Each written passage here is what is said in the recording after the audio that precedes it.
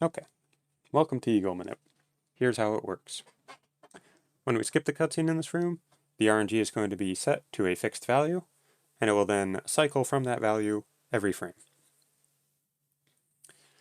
The pattern that we get from the Eagle mini boss will be just determined by the total amount of frames that have passed from that cutscene skip until we spawn the Eagle.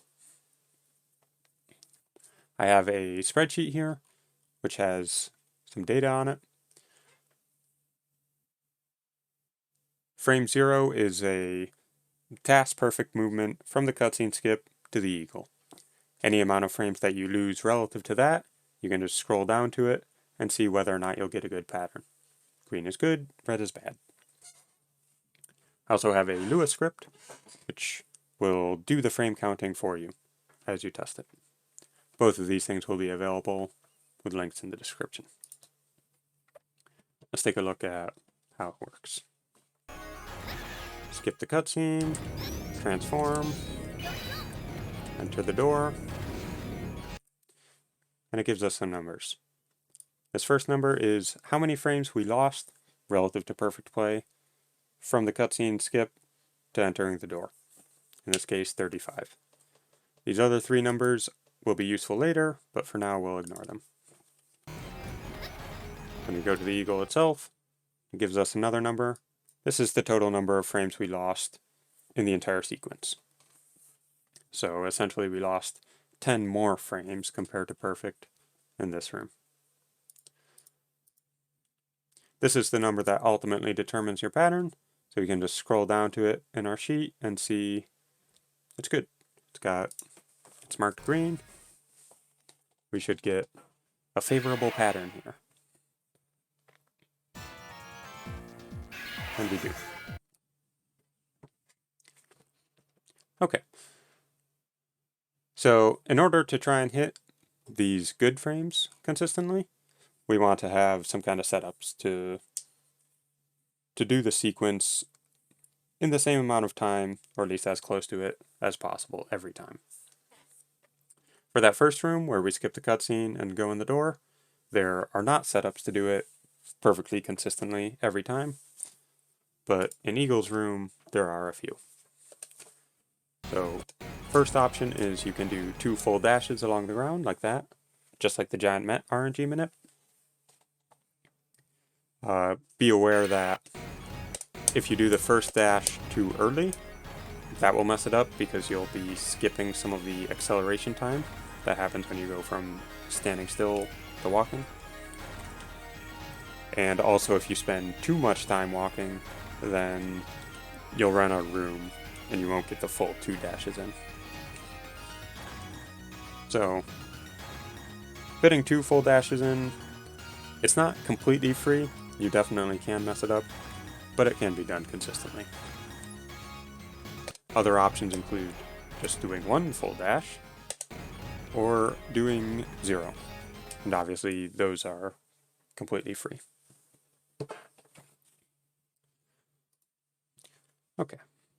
This brings us to those other numbers that the script was giving us.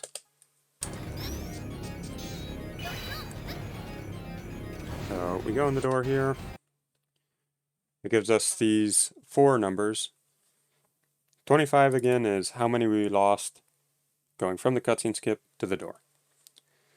41 is how many total we will lose if we proceed to do the double dash setup. So let's try that. Oops. And we get 41. The 62 is what we'll get for a single dash, and the 83 is what we'll get with no dashes. So essentially, these numbers will let you see, depending on what kind of setup you're going for, they'll let you see whether or not you've got a number you want without actually having to go through this Eagle room every time.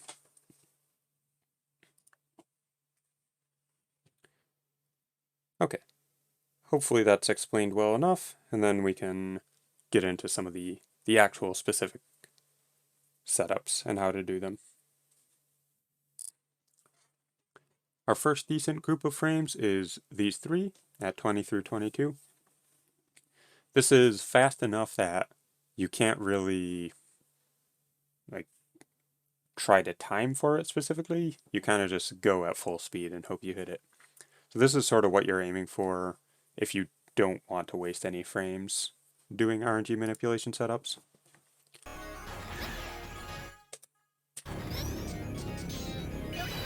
You just go full speed. I missed my dash timing on the other side.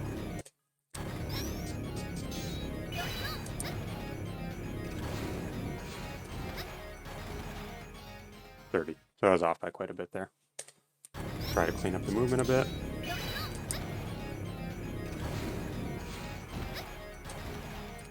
$26. Close, but still a little slow. Not going to spend all day working on this. I don't think it's something that can be done consistently for a human, but if you can prove me wrong on that, by all means. A little lower, there's another set of 3 which you could possibly try to aim for, but I don't have a specific setup for it. They're still fast enough that you can't really like deliberately pause and time for it, I don't think. These 4, on the other hand, are late enough that you can do that, and then do the double dash setup in Eagle's room. I do use an audio cue when I go for these ones. The background music does reset to the same spot every time when you skip the cutscene, so you can use that as a timing mechanism. I'm not a very musical person myself, so my results vary with this, but if you listen to the song, it's got kind of like a repeating 1, 2, 3, 4, 5, 1, 2, 3, 4, 5. The first set of those notes will happen while you're doing the transformation, and then the second set will happen like as you're getting to and going through the door. And for this particular setup, you want to aim for like just before that third note. So I'll try and go for it while counting out the notes out loud, but I'll probably mess it up because that doesn't really come naturally to me, and it's kind of a lot for my brain to do, to actually try to go for the Manip and to count out musical notes at the same time. But let's see. That's like 1, 2, 3, 4, 5. 1, 2, 3, 4, 5. And then once you get in here, it's supposed to be the double dash setup, which means we're going to look at the second number. So in that time I got 41, which was a little bit early, 2 frames early. Let's try again. 1, 2, 3, 4, 5. 1, 2, 3, 4, 5. That was too early. I'll try doing it without talking out loud, so hopefully I can actually hit it. I find this range to be pretty challenging to go for. I don't really expect to have a high success rate here. It's the sort of one where, like, if I practice it continuously for 5 or 10 minutes, I'd probably start to get it. But I'm not too optimistic about this, and I don't think I would go for it in runs unless I got a lot better at it. But we'll see if I can hit it.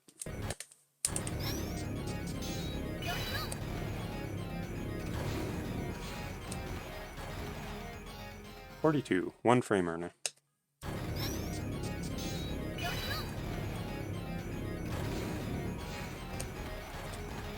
$48, 2 frames late.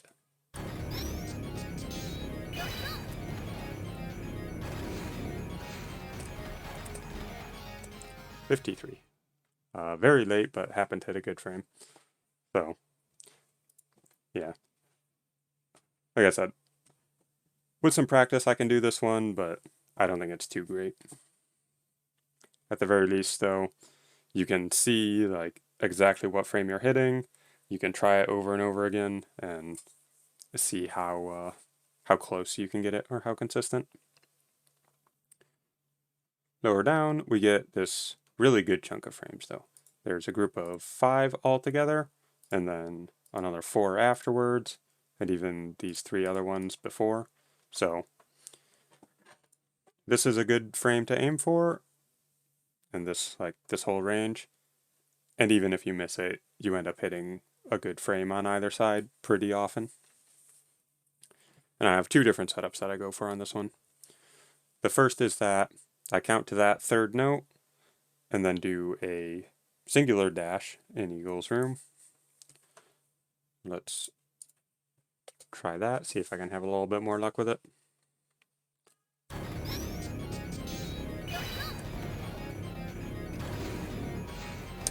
$68, that's good.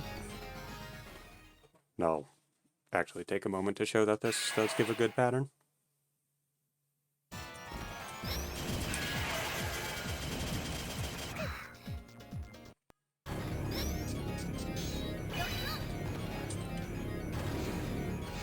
$71, that's at the later end of the scale, but it is good.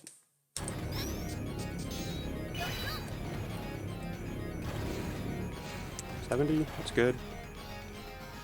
That's probably the setup that I would go for if I was going to put in the time to like really build up consistency and try to do this during a run. I think this is the most realistic way to go about it. The other setup I have set up for this one is you can just go full speed, get in the door pretty much as quick as you can, but then do 0 dashes on the other side, which, I don't know, it's kind of iffy because you're not actually timing going into the door, you're just sort of hoping to do it at the same speed or so every time, but it's worth a try at least. You can see if it works for you. Let's see. And for this one we would look at the last number, in this case 71, and we see it did work.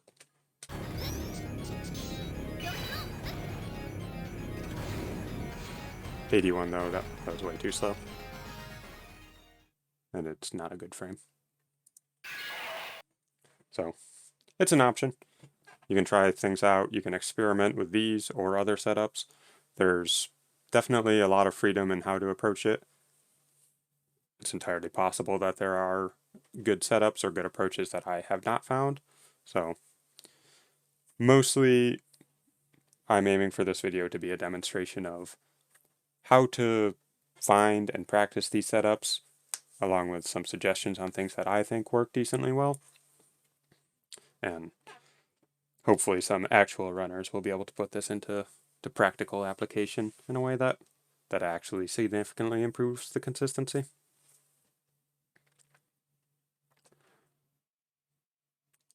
I think that's it. Definitely message me on Discord or wherever if you have questions about it. And I forget if I mentioned this earlier in the video, but the description will have the Lewis script and this the spreadsheet with the data on it.